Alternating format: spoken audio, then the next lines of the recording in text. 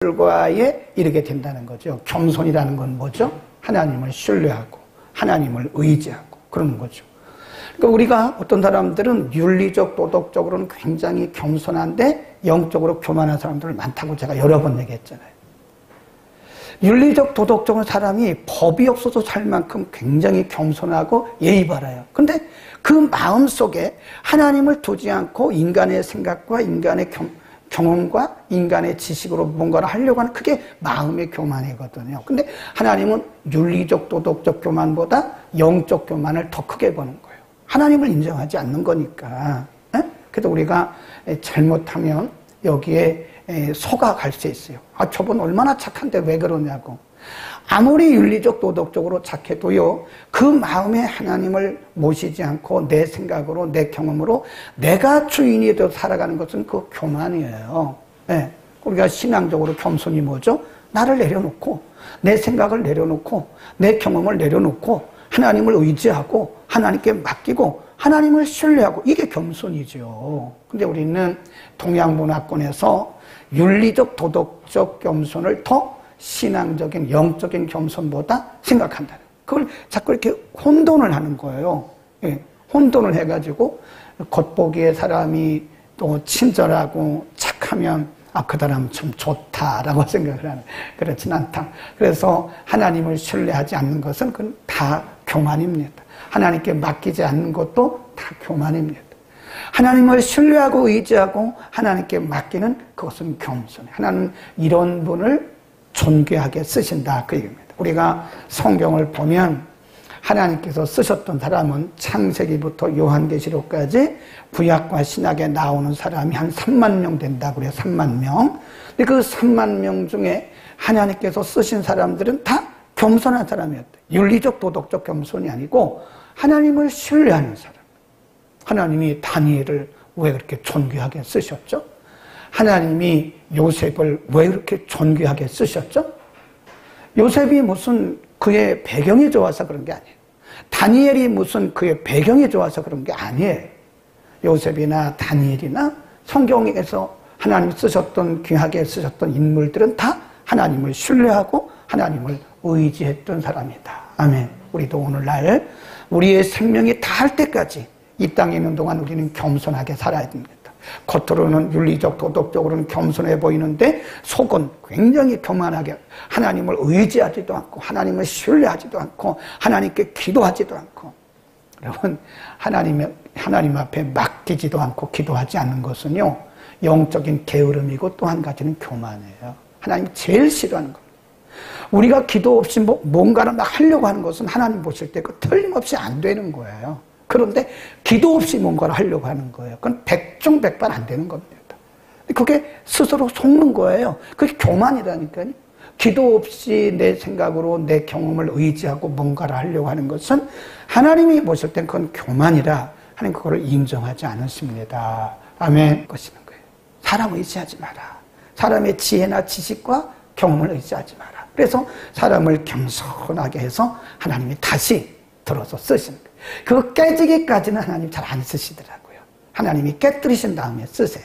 그러니까 우리 가운데 하나님을 신뢰하지 않고 내 힘과 내 지식과 경험으로 뭘 하려고 하는 것은 철저하게 하나님 앞에 교만이기 때문에 이것이 깨지기 전까지는 하나님께서 우리를 그렇게 쓰시지는 않을 거다 하는 생각을 반드시 해야 됩니다. 아멘. 넘어갑니다. 그 다음에 언어 생활에 대해서 우리가 매번 공부할 때마다 말에 대한 얘기가 이렇게 많이 나와요. 왜냐하면 우리가 눈만 뜨면 말을 해야 되잖아요. 그렇죠?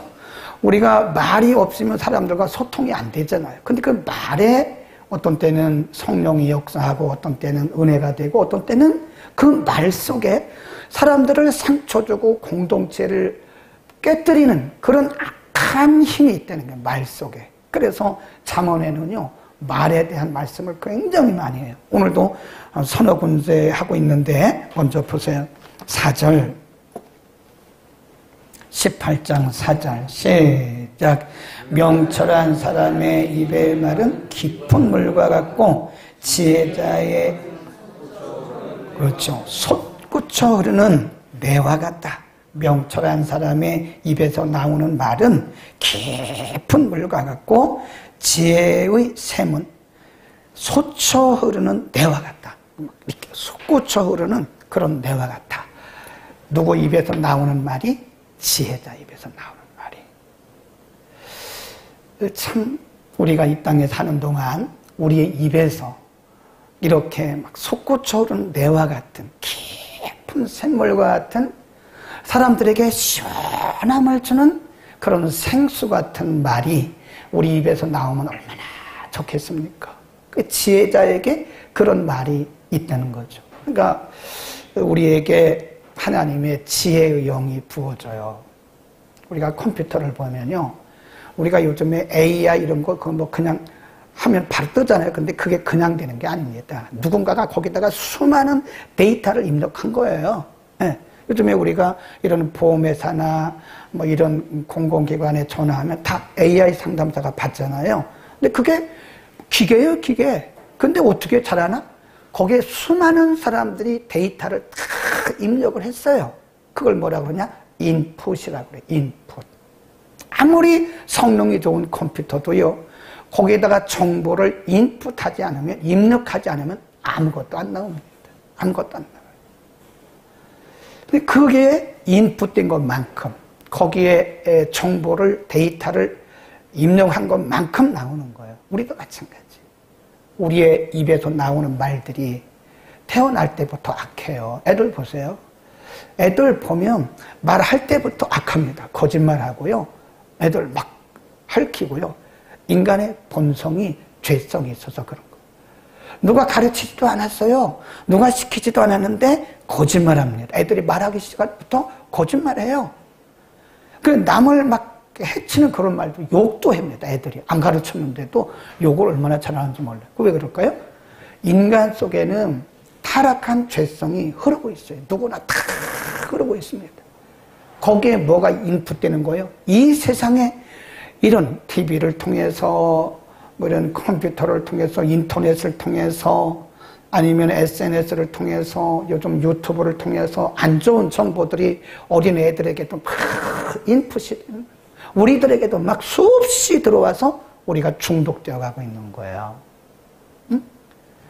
수없이 악한 그런 정보들이 우리의 심령 가운데, 우리 마음 가운데 막 정보들이 인풋되는 거예요. 그러니까 우리에서 나오는 말들이 선할 이유가 없죠.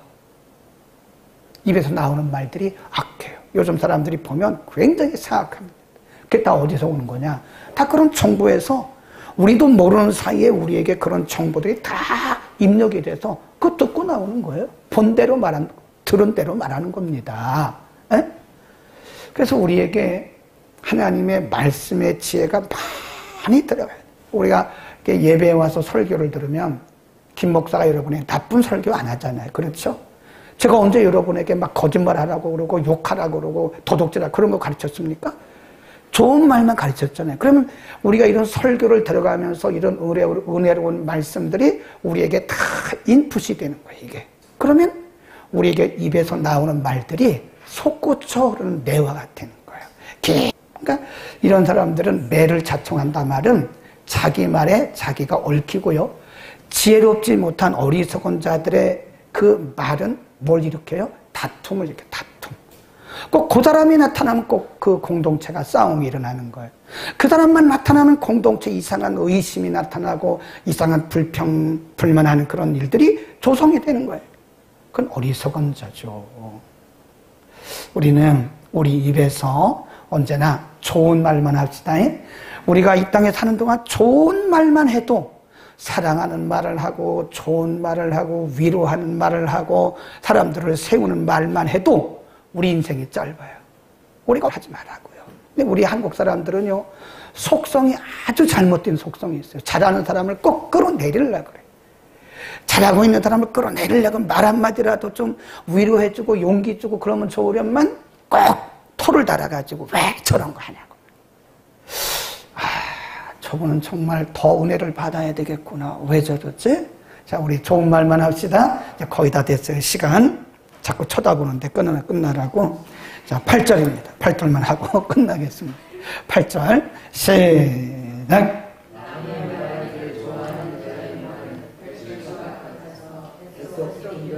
그렇지.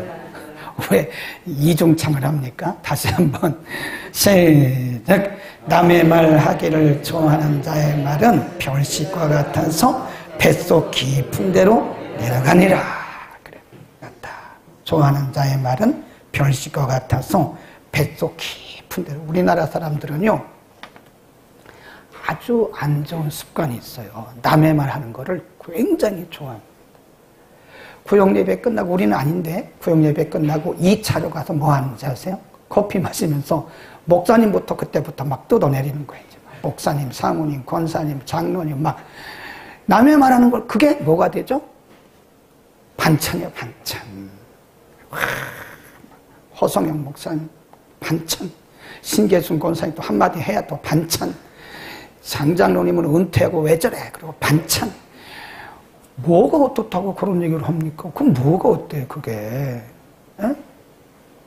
남의 말 하기를 좋아하는 게 우리 한국 사람들이 아주 안 좋은 속성입니다. 에? 남의 말을 좋게 하면 좋죠. 근데 남의 말을 좋게 할 리가 있습니까? 남의 말을 좋게 할 리가 있냐고요.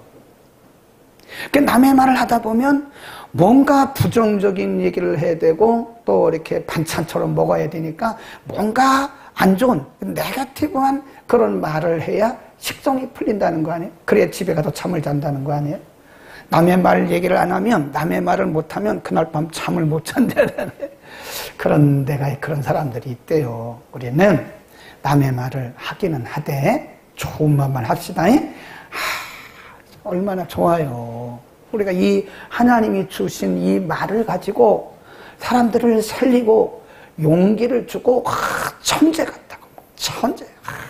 곽권사님은 천재.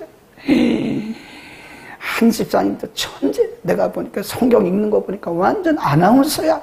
얼마나 좋아요. 그럼 사람들이 힘을 얻어가지고 교회 오고 싶고 그런 거 아닙니까? 네. 뭔가 또 만나고 싶어야 되는데, 그 사람이 있으면 왠지 모르게 불편하고, 그 사람의 말 한마디가 나를 힘들게 하고 그럴 수도 있다는 거예요. 그래서 우리가 사람들을 살리는, 그래서 남의 말을 좋게 하자고. 아멘. 오늘부터 합시다. 오늘부터는 좋은 말만 하자고. 좋은 말만. 조금 아까까지는 그냥 우리가 이런 말 저런 말 다 했는데, 이제 오늘부터는 좋은 말만 세우고 살리는. 아멘. 그러고